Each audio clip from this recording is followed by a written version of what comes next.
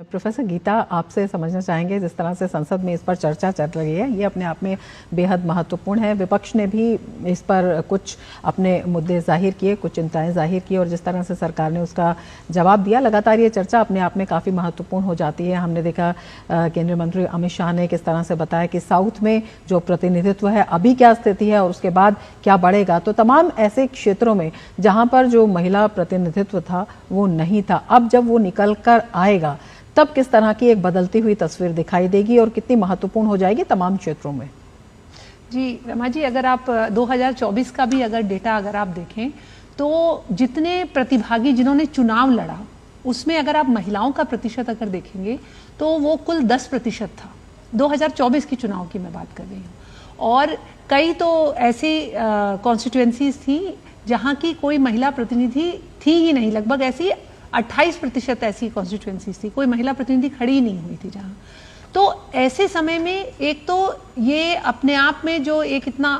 आमूलचूल परिवर्तन जो हो रहा है पूरी व्यवस्था में, लोकतांत्रिक व्यवस्था में, उसको मैं समझती हूँ कि एक तो ये बड़ा एक सकारात्मक दृष्टिकोण बड़ा आवश्यक है, और जो अभी गृह मंत्री जी ने भी उसको विषय को अभी संसद में प्रस्तुत भी किया है। अगर आप देखें तो जब हम सीटों को बढ़ाने की बात करेंगे तो हम सभी जानते हैं कि जो डीलिमिटेशन है उसके लिए ये एक ऐसी प्रक्रिया है जो कि हमें करनी है। ये हमारा जो संविधान है उसमें इसको बाकायदा ये जो एक प्रोसेस है उसको हमें आगे लेकर जाना ही होगा। जैसे मुझे ध्यान में आता है दिल्ली में भी अभी लगभग एक दशक हुआ होगा या उस 1.5 दशक पहले डीलिमिटेशन हुआ था। उससे पहले क्या था कि जो नई दिल्ली की कॉन्स्टिट्यूएंसी थी उसकी जितनी जनसंख्या जो वहां वोट कर रही थी और जो आउटर दिल्ली की थी उसमें मतलब 10 गुना ज्यादा जनसंख्या वहां थी। तो अनुपात जो है सभी जितनी कॉन्स्टिट्यूएंसीज है उनमें जो जनसंख्या वोटिंग करेगी उसका अनुपात लगभग बराबर होना चाहिए।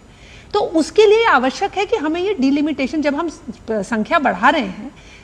हर राज्य में और उसका अनुपात 50%, ये आज प्रधानमंत्री जी ने सांसद की पटल से लोकसभा में इस बात को कहा है कि मैं ये आपको आश्वस्त करता हूं सभी वहां सांसदों को